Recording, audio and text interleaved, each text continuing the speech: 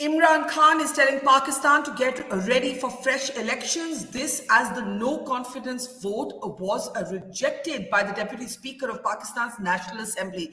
I'm Barkha Dutt, you're with the Mojo story. We're doing a deep dive into the turbulence in our next door neighbor. Never a dull moment there, as Pakistan's Prime Minister Imran Khan seems to have got his way by not facing a vote of no confidence. But Pakistan's opposition uniting is calling this a violation of the constitution and saying they will not leave their protest outside Pakistan's parliament till a vote is held. Pakistan's Supreme Court may now have to intervene. Bilawal Bhutto and Maryam Nawaz have joined hands and are putting up a united bulwark against Imran Khan. Either way, Pakistan is headed for fresh elections. The question is when and where this whole fracas leaves the Pakistani military. Of course, as Indians, while we're observing all of this, what does any of it mean for India? And does it matter at all how Pakistan's political process resolves itself? That is the question before us this evening. And let's introduce a very, very interesting panel. We're joined from New York today by Aatish Taseer, who I still remember his extremely compelling profile in Vanity Fair on Imran Khan, and we'll talk a little bit about that as the program goes along. We're joined by Strategic Affairs Analyst Dr. Happymon Jacob. Welcome, Happymon, to the program. We're also joined today from Pakistan by Dr. Hussain Nadim. Dr. Nadim is a Strategic Affairs Analyst, but also someone who's been a vocal supporter of Pakistan's Prime Minister. Welcome to the program, Dr. Nadim. And we're also joined by veteran diplomat, High Commissioner TCA Raghvan, Ambassador Raghvan rather, who's been High Commissioner of India to Pakistan. And I'm also seeing Dr. Ayesha Siddqa join us back on the program. She's with King's College London, and I'm really hoping that line of hers stabilizes. She's an extremely important voice on and from Pakistan. So welcome, everybody. And let me start with you, Dr. Nadim. You are somebody who, of course, very successfully just organized an interesting security conference in Islamabad, where the Pakistan Army Chief spoke quite differently on Russia and Ukraine than Pakistan's Prime Minister, and we'll talk about that later. First, the developments in the Assembly today, the fact that no confidence vote was rejected and Imran Khan called for fresh elections. How do you see that, Dr. Nadim? Thank you so much. It's my pleasure to be here and to see other extreme esteemed panelists. The thing right now is that you have to understand that this is being played out at three different levels. At the political level, at the narrative level, and also now at the legal level. So we need to understand that this is going to be played out at three different levels. What has happened today has been challenged at the Supreme Court, and we're just pending decision from the Supreme Court, which is going to be more likely not probably in the favor of the government at the moment. What is but happening is that we all know that it is going to head to fresh elections, and if that happens, I think much of these moves are perhaps more electoral in nature. It is riling up the PTI supporter. It is benefiting Prime Minister Imran Khan, who for the past 1 year was struggling actually in terms of his approval rate because of a lot of issues related to inflation. But I think this entire fiasco of last 1 month, including the whole narrative around the foreign conspiracy and the whole mobilization of this opposition against the Prime Minister, has probably given him a new life, a political life. All but depends really on how the Supreme Court is going to proceed with that. So that's my short analysis on that. And what I'm really hearing you say, Dr. Nadim, is that in this last week, Imran Khan has regained a little bit of street cred and a little bit of street popularity with his entire allegation of a foreign hand, i.e. America, being behind the attempt to oust him. Here is the thing: the political lines in Pakistan are very much thick right now. So what he has been really able to do is that he has bring his supporters back into the field. So they're charged. I'm not sure that he has probably win voters from across the party lines, but he has been able to mobilize his voter that had become very, very disenchanted for the last 1 year. The issue now is really not about inflation. Nobody's talking about inflation. Nobody's really talking about governance. He has been very successful in a way to shift the narrative from the governance failures to now this whole foreign policy related issues, where I think he can have a better play. And I, in one way or the other, I think this entire move is to bring the politics on his own pitch, if I have to use that word. Can I ask you, before I open this debate up, Dr. Nadim, why do you still support the the outgoing Prime Minister of Pakistan? Okay, so there are two things. When I'm sitting over here, I'm sitting as an analyst with a broad view. I'm not going to play any favors that I support this. But when I take that policy hat off and I take the analyst hat off, I that's a more personal decision on why I think I support it. And I think it's based on when I was born and what generation I belong to. I was born in '87. I'm 34 right now, and in the last 10 years, I've seen three different prime ministers being ousted. To us Pakistanis, the generation where I belong, when we see the images of what the alternate is, Maulana Fazlur Rahman, PPP, PMLN, all band together. So it's really that the alternate is not that appetizing. The data does not suggest essentially that you can elect the same people back and expect a change. So I guess the support is partly from the fact that there is that us versus them divide over here, where we don't want to go back to the 90s era politics. So I don't know exactly how to put it, but I do think that I support him partly because I think that he stands up against this political mafia that has been embedded for the last 40 years. Right. Very interesting. A kind of, you still see him as someone who's not establishment. Let me play out today what Pakistan's Prime Minister, and the big question is how long he will remain Prime Minister. Will he be caretaker Prime Minister? And then I'll open this conversation up. Listen in. बिस्मिल्लाहिर्रहमानिर्रहीम इय्याका नअबुदु व इय्याका नस्तईन।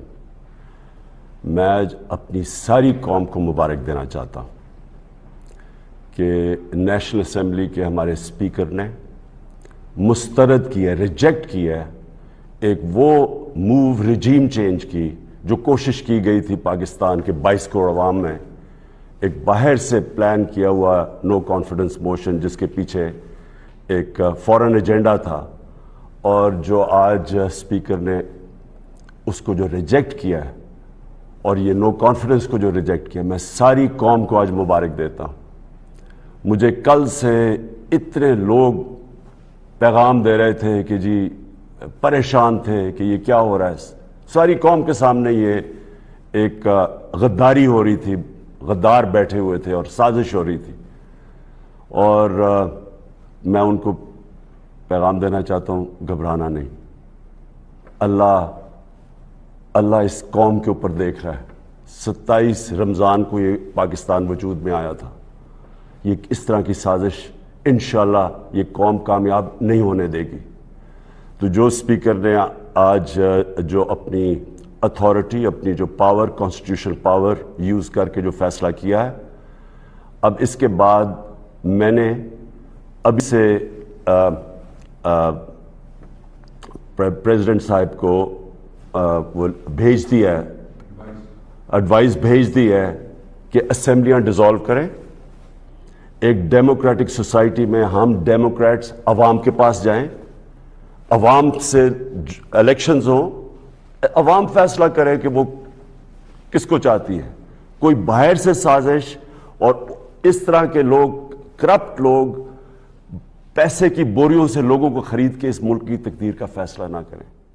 वो लोग जो सारे अचकन सलवा के बैठे हुए हैं और वो करोड़ों रुपया इन्होंने खर्च किया लोगों को खरीदने के लिए, ये सारा पैसा इंशाल्लाह ज़ाया होगा। और जिन लोगों ने ये पैसा लिया है, मैं आप सबको कहता हूं कि कोई अभी भी कोई स्वाब कमा लें, कि कोई पनाह गाह पे लगा दें, कोई यतीम खाना खोल दें, कोई गरीबों के लिए में पैसा डिस्ट्रीब्यूट करें। और मैं अपनी कौम को आज कहता हूं कि आप इलेक्शंस की तैयारी करें और आपने फैसला करना है। किसी बाहर की कुव्वत, किसी करप्ट लोगों ने फैसला नहीं करना कि इस मुल्क का मुस्तकबिल क्या होगा। आपने फैसला करना है इस मुल्क का। और इंशाअल्लाह हम प्रेसिडेंट साहब को जब एडवाइस चला जाएगा, असेंबलीज डिसॉल्व हो जाएंगी और फिर आगे जो भी प्रोसीजर है अगले इलेक्शन का, केयर टेकर गवर्नमेंट का, वो अब शुरू हो जाएगा। मैं अपनी कौम को मुबारक देता हूँ और मैं अल्लाह का शुक्र अदा करता हूँ कि इतनी बड़ी साजिश जो मुल्क से की जा रही थी, एक इलेक्टेड 22 करोड़ की कौम जिसकी इलेक्टेड हुकूमत को गिराने की कोशिश की गई है, इस साजिश से वो आज फेल हो गई है। Pakistan पाइंदाबाद। All right, so Pakistan's outgoing Prime Minister Imran Khan telling his people, "Ghabrana nahi," positioning himself as the Democrat fighting for democracy in Pakistan. May I again, Ambassador Raghvan, and then I'll go to Dr. Ayesha Siddqa. This is a very, very interesting journey. Imran Khan, once dismissed as dismissed by many pro-democracy voices as a kind of yes man of the Pakistan military, today positioning himself as the man taking on the military and taking on the establishment, fighting for democracy. How do you see these developments and the very intriguing development that the Deputy Speaker sided with Imran Khan's decision to dissolve the assembly? So clearly wheels within wheels here. Well, thank you. Thank you for inviting me. Well, Imran Khan was always a favored candidate of the military, but with the difference that he had a charismatic following of his own. So to that extent, it was a hybrid experiment of the Pakistan army with a slight difference, because he was not a faceless entity who had been put up and been made prime minister. Now, I think we are seeing the qualities which made him a charismatic person in Pakistan for many years now playing out, because he's not really a parliamentarian. He is thinking tactically and how to retain his core support and to expand it. And possibly he will, using this martyrdom, the cloak of martyrdom, that he's at the target of a foreign conspiracy aided by domestic fifth columnists, try to see if he can turn the tables around. Whether that happens or not is a different matter, but that is the strategy which he has decided on, and the one which he will continue to harp on. Mm-hmm. And I think that raises the question at this moment where this leaves Pakistan's generals. And let's first play the pictures of the Pakistani opposition that is on a sit-in. Bilawal Bhutto is talking about not leaving from there till, of course, that vote of no confidence takes place. But the president has already confirmed that the assembly has been dissolved. Dr. Siddqa, how do you see these developments? Ayesha? Well, it's a constitutional. Yeah, can you hear me? Yes, go ahead. It is indeed a constitutional. Yeah, it is indeed a constitutional crisis, because you just can't leave the issue at that. The fact is that there is a divide within the party from what one has heard. The Speaker of the National Assembly could not or did not agree with this approach, so they brought in the Deputy Speaker to dissolve the assembly, to announce the dissolution of the assembly and not allow for the no confidence move. That is highly unconstitutional, and that's why the opposition has gone to the Supreme Court. And I think in a very critical development, the Supreme Court has got together a bench, the entire bench of 17 judges, to decide on this matter. It's very important. I mean, elections or no elections, it's important that this constitutional issue is decided. It's for the future. And I agree that Imran Khan is playing a fast one here. I mean, what vote of no confidence has done actually, and the way he has played out, the way he's planned, he's put back political life into a party which was going dead. I mean, PTI he's brought it back to life. And it means that, and also managed to, if you look at small social media, if you hear voices, it's very clear that there is a division within the establishment itself on how far will they support him and how far are they going to abandon him. The country is completely polarized, and I think that is in itself will have an impact, a longer impact on future of Pakistan. Let me ask you this, Aisha, and then I'll go to Aatish and Happymon.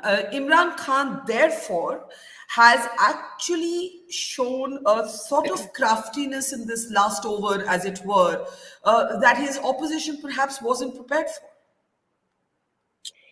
Well, I think he's definitely crafty. I mean, when people say that he's stupid, I generally laugh about it. He is definitely crafty, ruthless, and he is. I mean, don't forget, he's a man who has completely changed the norms of politics. I mean, the abuse, the Okay, you're saying he's a man who's completely changed the norms of politics. And the fact is that where does that leave Pakistan at this point is what we actually do not know. I can see Munizae Jahangir, a friend and a journalist based out of Pakistan, joining us as well. But I want to go at this point to Aatish, Taseer, because when I hear Dr. Siddqa saying that Imran Khan has changed the norms of politics, I am reminded by something, Aatish, that you wrote once upon a time, and it still applies. And let's first bring up that those pictures. There is Aatish, Taseer, as you said, one cozy morning in Lahore many moons ago, and you had described Imran Khan as a riddle wrapped in a mystery inside an enigma for a profile that you did on him in Vanity Fair. Now that Imran Khan has actually shown a sort of cleverness and a sort of ability to manage a crisis, it hasn't. He's out, but not without imposing his own terms on the situation. Would you still describe him the same way, or has your opinion of him changed over the years, Aatish? So when I was actually writing it, I used to wake up on certain mornings appalled by his messianism, by what I sometimes thought as like total stupidity. And then there would be certain mornings when I was just kind of admiring of his audacity, you know, and it was very much like a side, like part of his charm. And this morning I have to say, like, yeah, I went to sleep thinking, you know, I didn't like what he was doing, calling people into the street. I didn't like how, like, and then suddenly I woke up this morning, I thought, kind of well played, you know, and because in the end, like, it's not a foreign conspiracy. We are seeing a very old Pakistani situation play out, where a kind of, you know, when they talk about it being a politics of the appointed and the disappointed. Well, Imran Khan was appointed. He became too big for his boots, and he was really going to be ousted. And I quite like that he's really put up an audacious fight. And so in my position on him has always been more to kind of analyze him as a personality. And this morning I have a weird admiration for him. A weird admiration is an interesting way to put it. And, you know, he's someone who certainly divides opinion in Pakistan. And as Ambassador Raghvan said, this is perhaps the reason why he was a hybrid experiment, as it were. But Aatish, would you still call him a riddle wrapped in a mystery inside an enigma? No, I was just using the Churchill quote for Stalin. I know. I didn't actually call him that in the piece. I do feel, I mean, there is this other side, which is a scary side, which is the messianism. You know, when it's mixed with, in this case, with an actual, a very, very strange and new reborn religious belief. There's an element almost of magic in the way that he thinks about his role in politics. There is a very destructive side to the kind of role he plays in politics. But, you know, the guy is like, he's unputdownable. And in a country where a lot of civilian leaders have been put down in terrible ways, it's quite nice to see that. Mm-hmm. Munizae, would you agree that Imran Khan has to that extent outplayed his political opposition? And how did he, and he clearly did manage to convince the Deputy Speaker of Pakistan's National Assembly to prevail on not holding that vote? So would you share Aatish's assessment? And of course, we have Dr. Nadim here also, who's a supporter of Imran Khan, that well played Imran? I think I'm sorry, with due respect, you're completely missing the point. What the National Assembly had gathered to do was to vote for a no confidence motion or against the no confidence motion. Prime Minister Imran Khan had to show his votes inside of the parliament, not outside of the parliament. And today, 197 MNAs came to the parliament and voted in favor of the no confidence motion. That is Barkha, almost a 2/3 majority. The elections will come after 90 days if they come at all. At the moment, all the judges of the Supreme Court are here in Islamabad.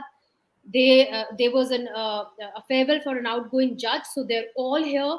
and there is going to be a set of petitions that have already been submitted to the Supreme Court by the Supreme Court Bar Association, by the opposition, and I'm told more are coming from the civil society, and they're asking the question whether this process was a clear violation of Article 95(4), which says very clearly that if the Prime Minister loses the no confidence motion, he ceases to become Prime Minister. That's it. The Constitution is extremely clear about this. The Supreme Court is expected to rule on this in the next 2 days. What happens later will come later. But to say that the country is divided, absolutely not. Today, the ISPR has given a press statement. They have just spoken to us a couple of minutes ago, and they have said the question asked to them was, did you know that the Prime Minister was going to dissolve the assemblies? And the answer was absolutely not. So the question really is now whether this was constitutional. If the courts rule and they observe that it was unconstitutional, it was against the rule of law, which it seems it is, then there is going to be this whole process is going to be thrown out. It's going to be declared. No, I agree with you. I agree with One more thing. Under the Constitution of Pakistan, the Prime Minister cannot dissolve the assemblies. This is the clear Constitution of Pakistan. You can't twist it that way or twist it that way. It's the Constitution of Pakistan. Yeah, I just wanted to clarify that no one is disputing that that he has obviously sidestepped being ousted through a vote, which is what would have happened if the vote had taken place. But he's obviously managed the situation to buy more time and to rebuild his image in the eyes of his voters. That's actually what's happened here. You know that the vote has taken place, right? The vote has taken place. The process of the no confidence motion has happened. So they have gone through the motions of no confidence motion, and what they call now the process has been completed, and all the people that came, the MNAs that came from the side of Imran Khan, they were in total of between 80 and 90. I was in the National Assembly, so we were all counting. So it's between 80 and 90. And so as far as the process is concerned, the process has taken place. Okay, so this is very, very interesting. And Aatish, you wanted to jump in. Happymon, then you, and then we'll go back to our panel. Aatish, go ahead. I just wanted to say that, when you look at Pakistan's history over a longer period, it's often the case that things that seem procedural have really become the vessel of forces that are completely outside procedure. We're not dealing with a long-functioning constitutional democracy. We're not dealing with Westminster here. Like, there are big forces at play. And so I sometimes, when I'm seeing a situation there, I'm not that interested in what's actually playing out in procedure, but interested in the bigger forces that are at play. And that's why I kind of think today is a more interesting moment than what's actually like in sort of immediate focus. And Happymon, Munizae, I know you're very exercised about this. Just hold on for half a second and I'll come back to you. Happymon, what's interesting, and I think we should clarify what we're trying to say here before Munizae and our other Pakistani friends get extremely upset with us. What we're trying to say is that Imran Khan has actually managed the situation. It may be brazenly illegal, but he's bought himself some more time and recast himself politically. That's what's happened. It may be absolutely illegal, as Munizae is pointing out. Go ahead, Happymon. Right, what happens inside Pakistan is definitely Pakistan's domestic political business. But I think as South Asians, we do comment on our neighbors, so I think we can certainly comment on Pakistan and vice versa. What I think, as Munizae said, what strikes me quite clearly is that there is a certain disregard for democratic politics and the Constitution of Pakistan by both the Deputy Speaker and the Prime Minister. There's no question about that. I think if the Supreme Court does not end up staying this particular decision by the Deputy Speaker, I think we are probably looking at the erosion of the constitutional principles in Pakistan. This kind of populism by Imran Khan, in my opinion, is very dangerous. He hasn't really given a chance to the democratic process a fair chance to sort of unfold itself. Democracy is, he's sort of flying foul left, right, and center. The reality is that this is a noisy one. It's a chaotic one, and we in India know how chaotic and noisy democracy can be. My own feeling is that he hasn't really given a fair chance to it, and he's sort of crying foul, and that's really dangerous for Pakistan's internal democracy going forward. And this is a democracy that has had its ups and downs. So I think he may have saved the day for himself, but I don't think he has saved the day for Pakistan. I just want to bring in Dr. Nadim at this point, who is, of course, an Imran Khan supporter, as we said. And Dr. Nadim, how do you respond to the argument made by Munizae that he's actually brazenly flouted legality here, constitutionality here, that the vote did take place, that who holds more votes on the floor is extremely obvious, and he's, despite that, brazenly gone ahead and dissolved the assembly? Thank you, Barkha. Just a disclaimer, I'm not here as Imran Khan's supporter. I am here as a political analyst. Sure. I have quite an established career in that. So of course. I didn't mean to undermine that at all. I just wanted your perspective. That's right. Because I know you have a differing political just wanted to bring it to the attention to the audience. Sure. So a couple of things that have been said over here. Munizae talked about the voting that has already happened. I'm not a legal expert. I'm not a constitutional expert. I'm not sure what is the legality of the voting that has been done under Sadiq Saab. So I think that is something that needs to be looked into. I'm not sure if it is legal at all. So that's one point. The second point you, Munizae, also made was regarding that there is no two opinions. There is no polarization in Pakistan. I think that's not true at all. There is very deep polarization, as Dr. Ayesha Siddqa has already mentioned. The lines are drawn. The PTI crowd is very charged. The opposition is very charged. So that the polarization is very much there. And just to reiterate one more point that I made initially was that Pakistan has never been a perfect democracy. Those that have been calling the prime minister selected for the past 3 years keep forgetting that Pakistan, I mean, this whole idea that the current regime is hybrid is rather not true, because in my personal opinion, every regime in Pakistan that has ever been has been hybrid, starting from Zulfikar Bhutto to Prime Minister Nawaz Sharif to this. So to say that somehow this is a hybrid regime and this is something new is rather radical in my opinion. Now to come to the point about what is going on, again, there is a legal battle that is going on, there is a political battle going on, and there is a narrative that is happening right now. And what the Prime Minister is currently doing is playing a very smart move, that he's thinking elections.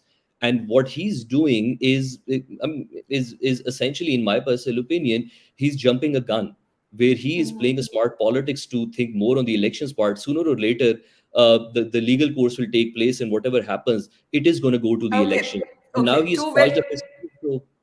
Sorry. Two very differing perspectives, and just like our own country, India, you can interpret the same set of developments completely differently. I can see Salman Ahmed, musician, and definitely in this case Imran Khan supporter, also with us. And I just want to get Ambassador Raghvan in, and then go around the panel again. Ambassador Raghvan, where does this leave the Pakistani military? One thing I picked up in Munizae's analysis was that the ISPR said we were absolutely not aware that Imran Khan was going to do this. So now Imran Khan, that same Mr. Khan who was dismissed as being the sort of complete yes man of the Pakistani Fauj, is he really taking on the Pakistani military here, or is something else going on? Oh, he's playing politics just now. This doesn't necessarily relate to the Pakistani military, which left to itself would want a government which is stable, which can address the difficult economic situation which exists, and most of all, a government with which it has a smooth interface. Imran Khan's problem was that interface stopped being smooth because the perception grew that he was interfering with their chain of command. Now, I think now if the military has to step in and try to make some sense out of the present situation, what they will hope for is possibly a situation leading to an election, but some kind of a technocratic setup for a longer duration than the 3 months which the Constitution provides. But it is a tangled web right now, and we have to see what kind of monkey is pulled out of the hat by the Supreme Court. Ayesha, do you want to add to your perspective to this? You said that you never agreed with those who dismissed Imran Khan as not smart. Well, I lost Ayesha right on cue. Aatish, I know you have to leave a bit early, so let me bring you in. You spent a long time profiling the man. If there are things that you think we don't know about him that should be known, that people, was it Rushdie who I think came up with the dim, and I think Ayesha made the point that he's too easily dismissed. What did you discover in your long profile in the time you spent in Pakistan trying to kind of decode what and who Imran Khan is? Well, it's very, very similar, very comparable to the people who say like Trump is a fool, or why we hate Trump, Trump is a fool. Like, yes, if this person is dealing in the realm of ideas, it can be sometimes catastrophic. But when he is using this kind of weird reptilian intelligence that he has of reading a situation, of reading strategy, of reading a crowd, of, and laying on the charm, he can be like utterly compelling. And I think we've seen that, and we're seeing it this morning playing out, so that there's definitely that element. To me, again, like I come back to the fact that you're right. Happymon had said about how he could be dangerous to the constitutional. For me, the most important thing is this is a religious state, and this man is too much of a messiah. And so I consider much more like cultural situations rather than political ones. And as such, it's very, very dangerous to have that sense of messianism in a religious country mixed with political fervor. And that side of Imran kind of really, really frightens me, because there's something, there's a total disregard for the country when it comes to his actual sense that he has been put there by God to lead his people into another future. And that's the stuff that really, really frightens me. That's what frightens you. What compels you beyond the charisma? Not that much. Like, I like his charm. I like his like fighting spirit. I like his luck. I find him an incredibly lucky person. Whenever you think like it just can't be pulled off, there's Imran Khan pulling something off. So I like those things on a human element, on a human level. But no, I mean, when a kind of deeper analysis kicks in about what this man means, the aversion is stronger than the like. Mm-hmm. And just before we let you go and then go to Salman Ahmed, who's joining us, Aatish, a last thought from you on where you think this leaves Pakistan's military. I mean, Pakistan's military is not going anywhere. Imran Khan could potentially go anywhere, but Islam is not going anywhere in Pakistan. The military is not going anywhere. These are like factors that one lives with as they're as real as the sky and the sun in Pakistan. So for this moment, he's manipulated the situation in his favor. But in the end, those things are going to return, and he's going to have to reckon with them. So it's kind of like you can't confuse strategy or tactics for what is the absolute concrete reality of Pakistan. Okay, we're going to say thank you to Aatish. I want to go back to Munizae, and then I want to continue this conversation with the rest of our panelists. Thanks very much. Aatish, Munizae, jump right in. Firstly, according to the constitution again of Pakistan, in order to even have a caretaker government, you need to consult with the opposition leader, in which case it's Shahbaz Sharif, the leader of opposition. That's what the constitution says. Obviously, Prime Minister Imran Khan has made it, or Imran Khan now has made it very clear that he will not consult with the leader of opposition. So we are in actually a constitutional bind. And therefore, the question of whether the no confidence motion is in fact has taken place, and what Imran Khan has done is dissolving the assemblies while there was a no confidence motion. Was that legal or not? That question will have to first be resolved. And then we come to the question of whether he can even call an election or not, because don't forget, he was facing a no confidence motion. And under that, under the rules, under the constitution, he can neither dissolve the assembly nor call an early election unless and until he does it before the no confidence motion. So the law is clear on that.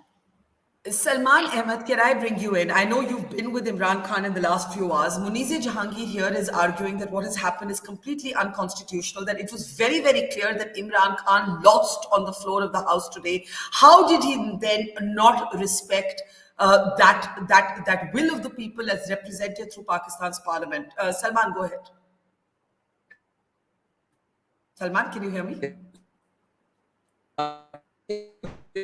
Okay, Salman can't hear me either. And Ayesha, you're not on the best of lines, but I'm going to make another attempt to have you respond to that. Go ahead, Ayesha. Yeah.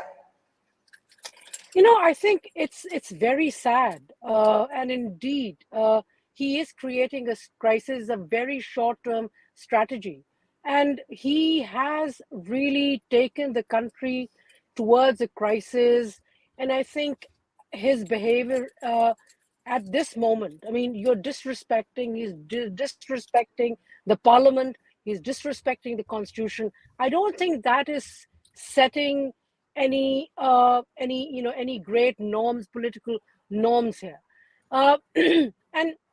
And I think at the end of the day, what he's trying to do here is, I'd insist on my earlier point: polarize everyone, polarize institutions, damage institutions in order to survive. That is a game of survival which he's playing at the cost of Pakistan, at the cost of its constitution. I mean, I can, it's easy being like Aatish, Taseer, and thinking that, well, in Pakistan there is no constitution, is weak. But no, I mean, how do institutions strengthen if you are not intending to strengthen them? If people do not come together, how do you strengthen the constitution? And what Imran Khan has done is completely shocking that way. True to his behavior, I would say, but still shocking. And I think this is an important constitutional issue which now the parliament, the Supreme Court has to resolve. I think we cannot move on without this being solved. And after, I mean, hopefully they take the right decision. And if he is declared, and if his move is declared unconstitutional, then we really have to look at how elections take place, and how do we go forward. Again, going back to the point that I was very quickly, Barkha, the point I was trying to make, that I also do not buy that ISPR stating that they are neutral actually makes them neutral. I was just looking at social media. I mean, social media accounts, statements coming from a lot of people who are very associated with the government, very associated with the military, and the way they have been pushing for this conspiracy theory almost indicates that there are dividing lines also within the establishment.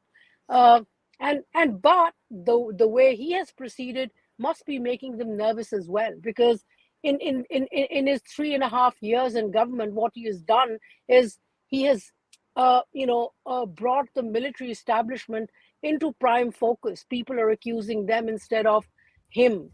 And that's the battle of narratives which he has fought. And that's the battle of narratives through which he wants to return to power.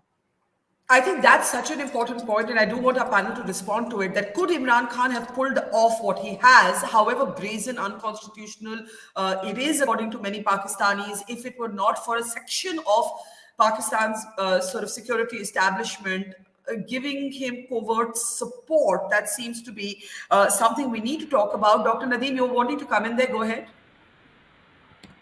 I agree with Dr. Ayesha Siddqa and her key points about the polarization and exactly how the game is being played out. One thing I wanted to add on top of that, I think, is if you look at the Prime Minister's, Imran Khan's political behavior and the overall cricketing background, I personally think he survives well in uncertainty and chaos.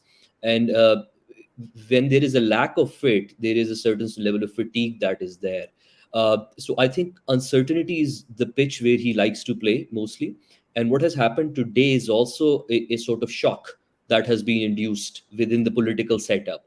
That shock, I can understand from his perspective why it is important, because he's still new to the system. The system is still very much feudal. The system is still very much where there are political dynasties that are still very much embedded in the structural systems, including the establishment itself. So what he's doing is shake up the system.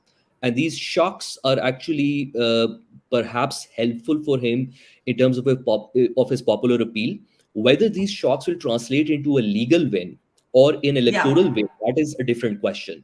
But what he's doing right now, and I'm again trying to impress this point upon all of us over here, that he's thinking a little bit beyond the legal, beyond today, and beyond this whole the judicial point of view.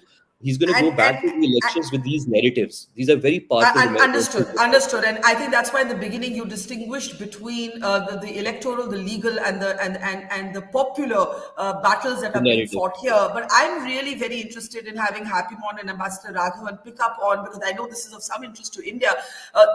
Is the Pakistani sort of security establishment then divided? Would a civilian leader have dared to travel this far without some section of the establishment not being with it? After all, the president of Pakistan could have refused to dissolve the assemblies, even if it's on the advice of the Prime Minister, because he could have made the argument that what Imran Khan did on the floor is unconstitutional. Happymon, let's bring you in, Ambassador Raghavan, and then Munizae, quickly. Yeah, Happymon, go ahead. I tend to sort of agree with that. I think this couldn't have the blatant manner in which he went about violating the constitution, as Munizae put it, wouldn't have been possible, without some sort of, permission from the headquarters of Rawalpindi. At the end of the day, Imran Khan, for a very long time, was considered to be the Pindi's man, and it's possible that they may have given him an honorable way out. The game is still playing out, and at the moment he's at the center of it. And Ambassador Raghvan pointed out, he's going to sort of claim victimhood and go into elections. I think this is perhaps an honorable exit that is given to him by the establishment, because at the end of the day he was their man. So I think there is I have no particular disagreement with that. I think there is some element of truth in that. Okay, Ambassador Raghavan. We will never know whether the Pakistan army or the establishment is divided. Because we are talking about Pakistan, there will be endless speculation about this for years and years and years, much like there is about so many other events of the past. We will never know. Your guess is as good as mine. My own sense is that this is Imran Khan playing politics on his own, because what the military would have liked was to have maintained, if possible, and certainly strengthened, if possible, this facade of constitutionalism, of orderly movement, and so on. And Imran Khan, by changing the goalposts, doesn't really help Pakistan's image, and certainly adds to the domestic turbulence, which is something they do not want.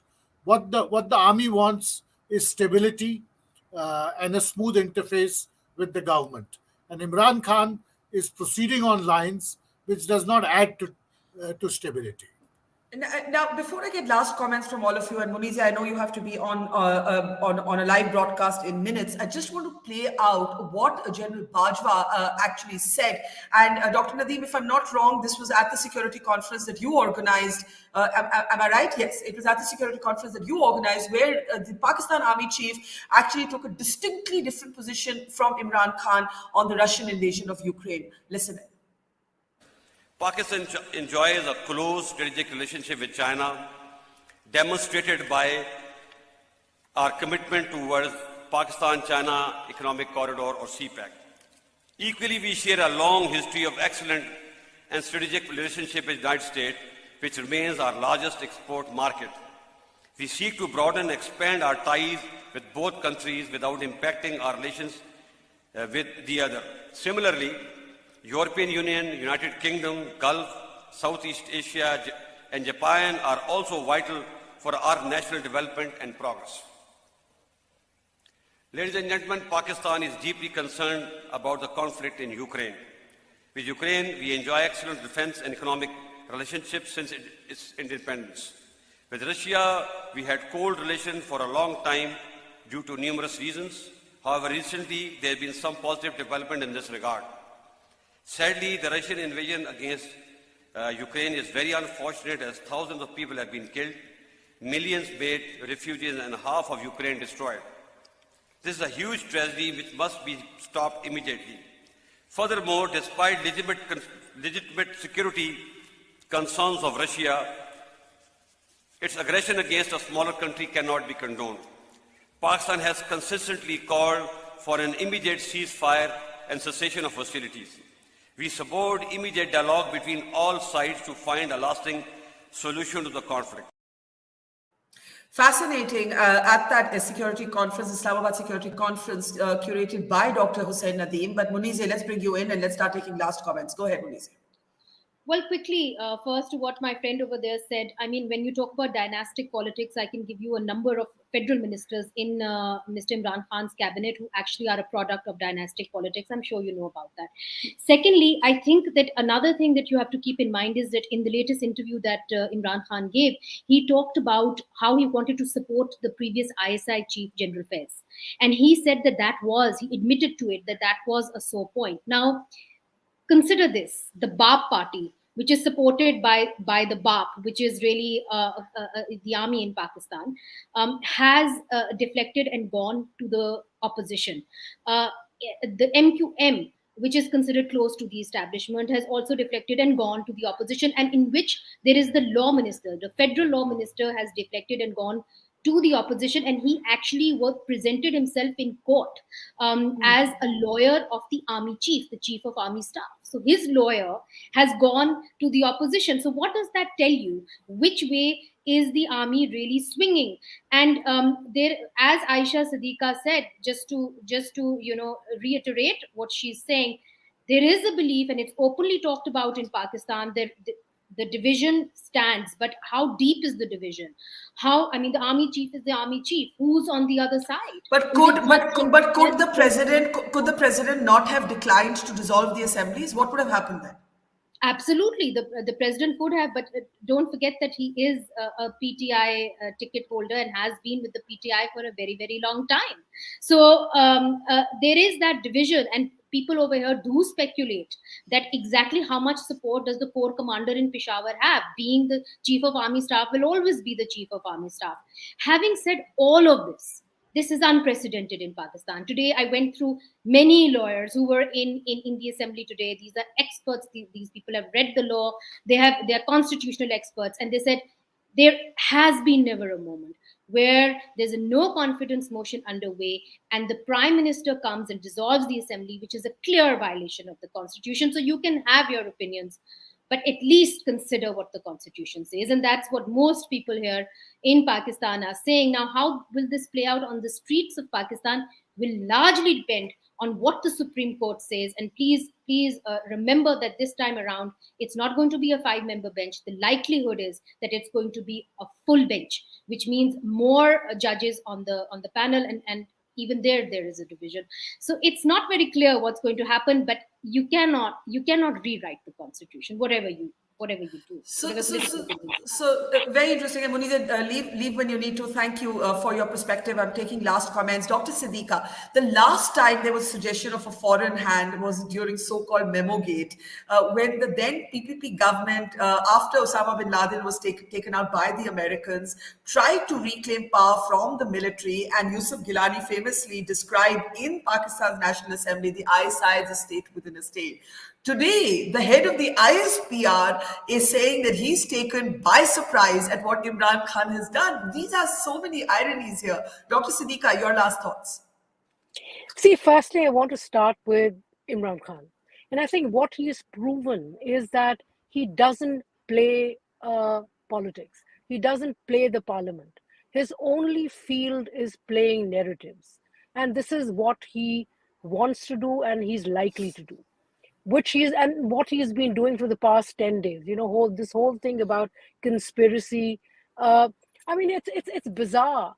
Half of his members of his cabinet, they're either UK residents or American residents.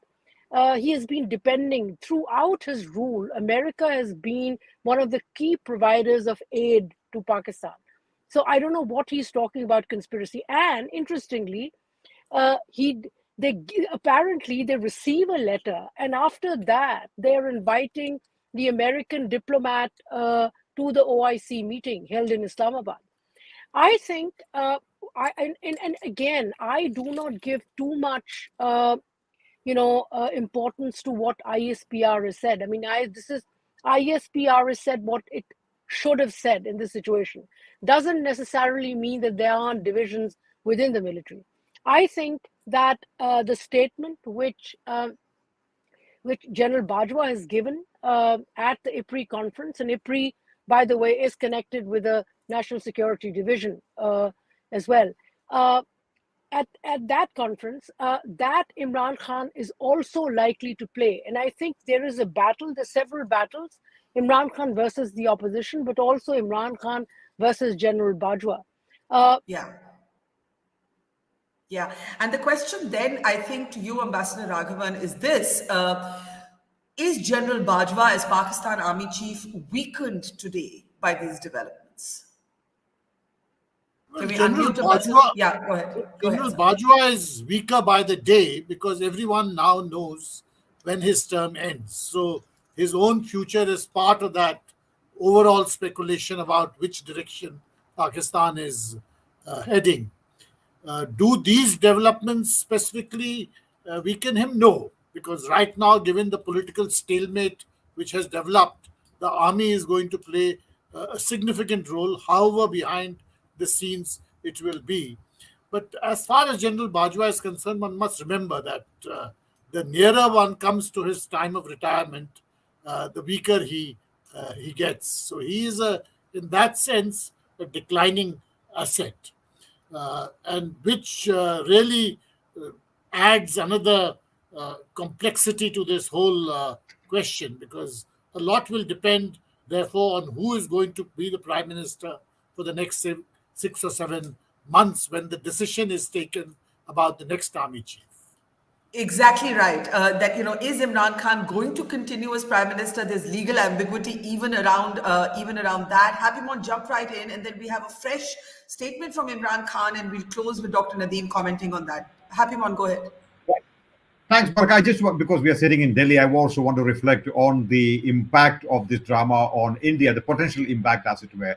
And I think personally, this is perhaps not going to have much of a debilitating impact on India-Pakistan relations. For the last 1 year, we witnessed a lot of peace between the two sides. Cold peace it may be, but line of control, there has been no firing, no spectacular terror attacks within Jammu and Kashmir. The terrorist infiltration has come down. I think a lot of this has happened because of Bajwa. He has actually spoken of peace between India and Pakistan several times. He sort of talked about geopolitics over geoeconomics, etc., etc. And the civil military fusion in Pakistan has actually helped India in sort of getting the message across to the powers that be within Pakistan. So to that extent, when Bajwa's term ends in November, there's going to be some uncertainty about who's going to be the next chief, what's going to be the power equations within the Pakistan army. So far, I think the Pakistan military has been sending the right signals to India, and it has worked. So from my point of view, sitting in Delhi, my only concern is that how is this going to impact India-Pakistan relations? And until November, I am sure things are going to be perhaps good. One doesn't happen after that. Well, I would just caveat, Happymon, your statement with saying it all depends also on who's going to be the next army chief, and we have to watch out for that. And who is the next army chief also depends on who's going to be the next prime minister, or who's going to continue as Pakistan's prime minister in this phase. Before we get our Pakistani friends to close this for us, this is Imran Khan just minutes ago addressing his own parliamentarians. Listen. तो कल आपको remind करवाना चाहता हूं कि जब मैं शाम को आया था तो मुझे आप सबको कहना पड़ा था घबराना नहीं है।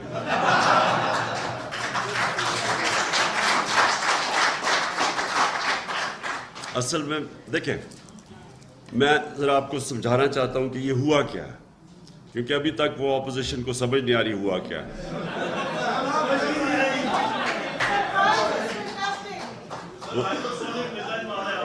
नहीं, उन्होंने रियलाइज नहीं किया कि जिस वक्त पाकिस्तान की नेशनल सिक्योरिटी काउंसिल ने वाज़े तौर पे कह दिया कि पाकिस्तान की ये जो नो कॉन्फिडेंस मोशन थी, इसमें से बैरून मुल्क की इंटरफेरेंस थी। नेशनल सिक्योरिटी काउंसिल, जिसमें सारे सिक्योरिटी चीफ्स बैठे हुए थे, सब बैठे हुए थे, उनके सामने पूरा वो जो कम्युनिके था पाकिस्तान के एम्बेसडर अमेरिका में और उनका जो डोनाल्ड लू, जो भी उनका रिप्रेजेंटेटिव था, उसके सारे, ये ऑफिशियल मीटिंग थी। इस ऑफिशियल मीटिंग के नोट टेकर्स बैठे हुए थे दोनों तरफ, और वो मिनट्स वो जो कॉन्वर्सेशन था हमारे एम्बेसडर और उनके ऑफिशियल का, वो सारा कॉन्वर्सेशन फिर जब बताया गया हमारी नेशनल सिक्योरिटी काउंसिल में, तो फिर एक उसके बाद मिनट्स जारी किए गए उसके। उन मिनट्स के अंदर ये चीज़ कंफर्म की गई कि ये एक बाहर से प्लान बना था जिसमें इंटरफेयर किया गया था पाकिस्तान की इंटरनल पॉलिटिक्स में, और ये जो नो कॉन्फिडेंस थी इसकी बुनियाद बाहर थी। हमने वो चीज़ें लिखी नहीं वहाँ के कैसे यहाँ एम्बेसी के लोग मिल रहे थे, जो लोग हमारे से जब छोड़ के गए, जो लोटा हुए, तो इनको बाकायदा एम्बेसी के लोग मिलते थे। उनका क्या काम था? देखिए, हेड्स ऑफ कई दफ़ा बात पॉलिटिकल पार्टीज़ के हेड्स को इसलिए मिलते हैं कि वो पूछ सकते हैं मुल्क के सूरत हाल वगैरह, लेकिन इन लोगों को मिलने का उनका क्या था? तो वो सारा कनेक्शन था उसका नो कॉन्फिडेंस मूव जो कि बाहर से इनिशिएटेड थी। तो जब एक दफ़ा मुल्क की हाईएस्ट सिक्योरिटी बॉडी ये कंफर्म कर देती है, तो उसके बाद तो ये प्रोसीडिंग्स ये इररेलेवेंट थी कि नंबर्स कितने हैं। तो मैं आपको ये बता नहीं सकता था कल रात, क्योंकि मुझे डर ये था कि ये वो आज वो शौक में ना होते अगर मैं सबको बता देता। Okay, so there's a certain level of kind of complacent confidence there, and I just want Ambassador Raghavan and then to close with Dr. Nadim. Ambassador Raghavan, what did you make of that? He's clearly in a good mood. Well, he's changed the goalposts. Yeah. So he's obviously in a good mood, and he's reveling in the moment. But this is by no means ended, and this is going to go on. So we have to wait and see what are the other twists in the tail. Yeah, and clearly there are many, Dr. Nadim. Which one, if you had to paint a scenario, what is the most likely scenario you see happening in the next few days? Like I said, that he likes to play on his own pitch. He did the unexpected. He shook the political setup, and now he's here. And even including one of the statements that Munizae was talking about, the DGIS player saying that he had absolutely no idea, is partly reflects how much he's right now exerting his influence and control over the system. Maybe a last-ditch effort, maybe that he's taken the gloves off. But one of the things that I want to talk about is also, before I respond to you, is I want to challenge this binary that I often hear from my friends in India, which is related to this all-powerful military and all-weak politicians in Pakistan. That's kind of, unfortunately, a little bit surface understanding of how politics work in Pakistan. But in Pakistan, domestically, the feudal political parties, the politicians, if the military has 100 tricks, they have 101 tricks. The way they can play around with the establishment. I mean, just look at, I'll give you one example. For the last 3 to 4 years, the PMLN, party led by Nawaz Sharif, was constantly talking about civilian supremacy, vote ko izzat do, and how they're fighting a jamhuriyat ki jang. And now we know that it was all part of the deal that they were trying to get from the establishment. So let's be real. I mean, they know how to pull the plugs, and they know what are the weaknesses of the establishment and what triggers them. So it's a smart politics, and I don't want to reduce the agency of these political actors against the military. You see, military is a very straightforward officials who believe in right and left. The politicians are also very smart, and they know how to play them when they want to play them. So that point is taken. But the fact is that we do not have a civilian prime minister who has completed his or her full term. And each time you see someone basically going beyond their brief and running into some confrontation with the Pakistani military. Happymon, you wanted to come in there? Can I just respond quickly to that? Yeah, okay. Let Dr. Nadim complete his point, and then Happymon. Yeah. This last point on that, agreed that there has never been a full completion of the term by a civilian prime minister. But guess whose party with the establishment to take them out?